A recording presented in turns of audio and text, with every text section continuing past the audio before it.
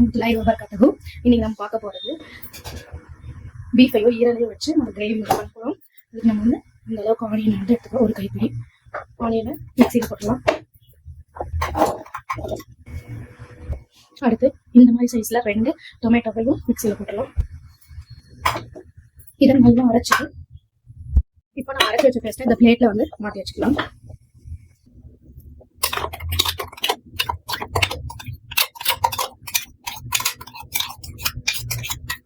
நல்லா நைஸா அரைச்சிக்கோங்க. எந்த கட்டி இருந்தாங்க இதே ஜார்ல வந்து இப்போ வந்து மிளகா வந்து ஆட் பண்ணி அதையும் அரைச்சிக்கலாம். நான் வந்து கொஞ்சம் எக்ஸஸாவே காரத்துக்கு ஆட் பண்ணுவேன். உங்களுக்கு வந்து காரம் எந்த அளவுக்கு வேணுமோ அந்த அளவுக்கு நீங்க மிளகா ஆட் பண்ணிக்கோங்க. இதையும் அதே ஜார்ல வந்து நல்லா நைஸா அரைச்சிக்கலாம். வேணும்னா கொஞ்சம் தண்ணி விட்டு அரைச்சிக்கோங்க. எந்த அளவுக்கு நைஸா வச்சுக்கோங்க. கட்டி பெட்டி இருந்தா அது வந்து ஒரு டைம் வந்து பல்ல விடும்போது கொஞ்சம் கஷ்டப்போ காரமோ தெரியும். இந்த மாதிரி நைஸா அரைச்சிட்டீங்கன்னா தெரிவிக்காது. நம்ம வந்து இன்னைக்கு வந்து அந்த ஈரலையும் செவரொட்டியும் நம்ம வந்து குக்கர்ல தான் கிரேவி பண்ண போறோம். குக்கர் நல்லா காஞ்சதும் அதில் ஆயில் விடலாம். ஆயிலோட அளவு உங்களுக்கு நான் இதுல காட்டுறேன்.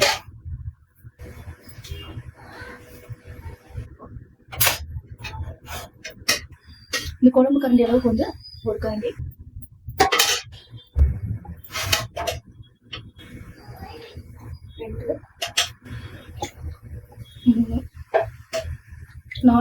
நாலு அளவுக்கு இந்த குளிக்கறி அளவுக்கு எண்ணெய் ஊற்றிருக்கேன். எண்ணெய் நல்லா காயிட்டும். எண்ணெய் நல்லா காஞ்சிச்சு. இந்த ஸ்பூன் அளவுல வந்து நான் இஞ்சி பூண்டு ஆட் பண்றேன்.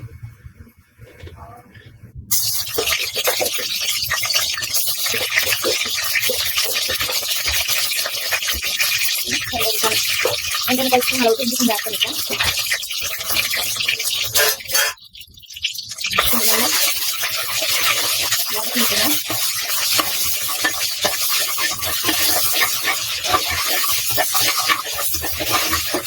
இந்த அளவுக்கு என்ன பிரியுது பார்த்தீங்கன்னா இஞ்சி பூண்டு வந்து இந்த ஸ்டேஜ்ல வந்து பட்டை கிராம்பு ஏலக்காய் இதை நம்ம ஒன்று அரைச்சி வச்சிருக்கோம். இப்போ இதை ஆட் பண்ணிடுவோம்.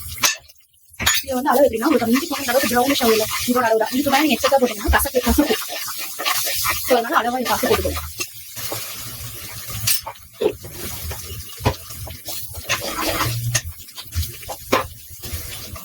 நம்ம அரைச்சி வச்ச டொமேட்டோ ஆனியன் இருக்குது அதையும் ஆட் பண்ணலாம். நீங்கள் வந்து அது ராஸ் மேலே போகிற அளவுக்கு நல்லா உரைக்கிக்கலாம். அதை வந்து என்ன நல்லா பிரிஞ்சு வர அளவுக்கு உரைக்கிக்கலாம்.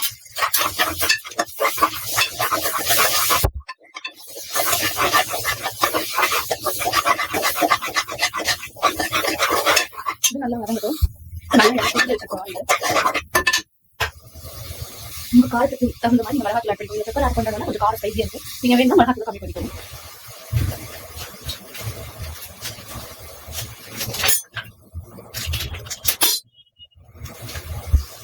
இது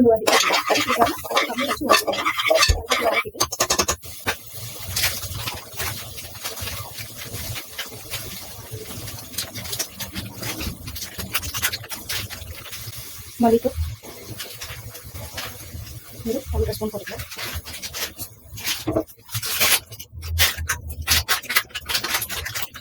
கறி மசாலா பொடி,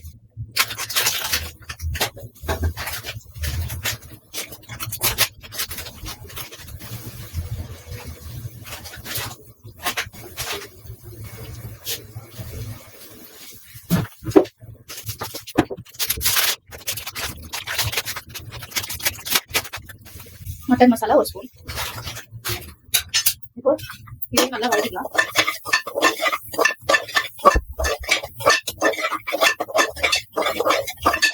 ஆயில் வந்து இதுல பார்க்கும்போது கம்மியா தெரியாம இருக்கும். ஆனா உங்களுக்கு வந்து எண்ணெய் கொஞ்சம் நிறைய இருக்கும். உங்களுக்கு எண்ணெய் எல்லாம் பெரியது பாத்தீங்களா? இந்த பக்கம் வர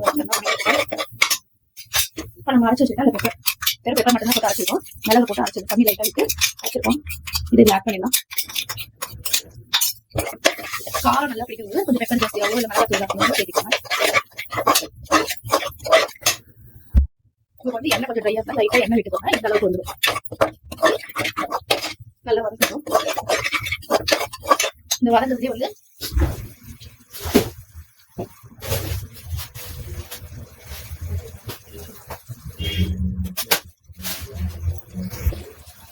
இதுல வந்து கொஞ்சம் கருவேப்பிலை ஆட் பண்ணிக்கிறேன்.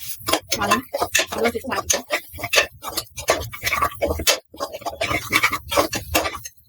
இதோட நம்ம வாங்கி வச்சிருந்த ஈரல் சேவ் ரொட்டி ரெண்டையும் சேர்த்து இதுலயே போட்டு ஆயிலே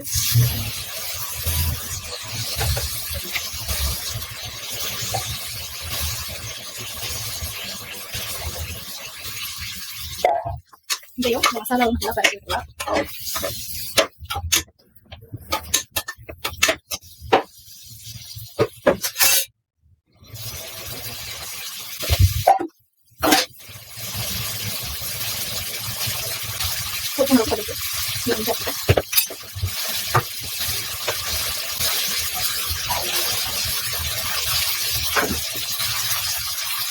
இதோட நல்லா பார்த்தீங்கன்னா தண்ணி பார்த்தீங்கன்னா நம்ம வாஷ் பண்ணல தண்ணி அதில் இருக்கும் கொஞ்சம் உடம்புக்கு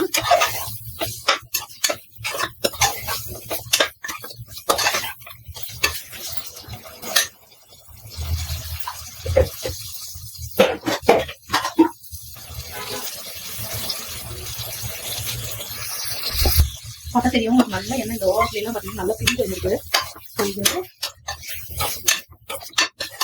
நல்லா ஒரு கலக்கிறேன்.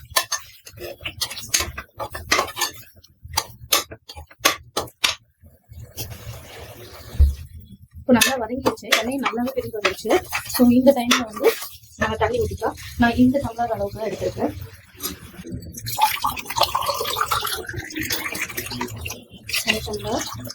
இது நீங்க கலக்கும் போது உங்களுக்கு தெரியும் எவ்வளவு தண்ணி ஊற்றினா நமக்கு இந்த கேம் இந்த பதத்துல உங்களுக்கு இருக்கணும் அப்படின்னா இதோட இன்னும் ஒரு டம்ளர் தண்ணி நீங்க ஊற்றினீங்கன்னா போதும்.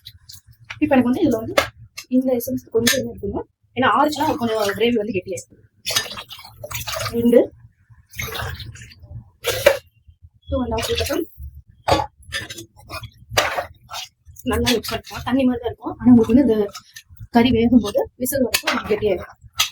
இப்போ மறைச்சு வச்ச இந்த மசாலா எல்லாம் வந்து இருக்கு பாத்தீங்களா ஜார்ல, இதுல கொஞ்சம் தண்ணி விட்டு இதுல ஊற்றலாம்.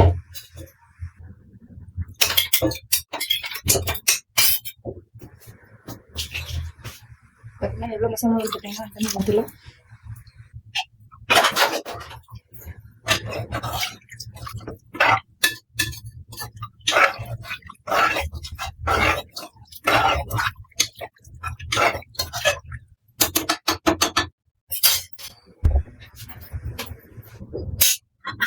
இப்போ வந்து விசில் போடலாம்.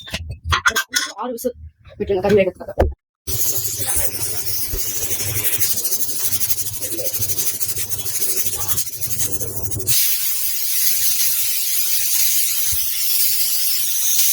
விசில் வந்துச்சு, இப்போ விசில் அடுப்பு ஆஃப் பண்ணிட்டேன். விசில் அடங்கிறது ஓப்பன் பண்ணி பார்க்கலாம். உங்களுக்கு ஓப்பன் பண்ணணும், உங்களுக்கு கறியாட்ட வேணும்னா நீங்க வந்து இந்த கட்டன்ஸ்ல எடுங்க. நம்ம வந்து கொஞ்சம் கெட்டியாகணும்னு நினைச்சோம்னா இதே கட்டிலே கொதிக்க வச்சுன்னா கொஞ்சம் கெட்டியா இருக்கும். இப்போ இந்த ஸ்டேஜ்ல நம்ம டெஸ்ட் பண்ணலாம். சரிங்களா?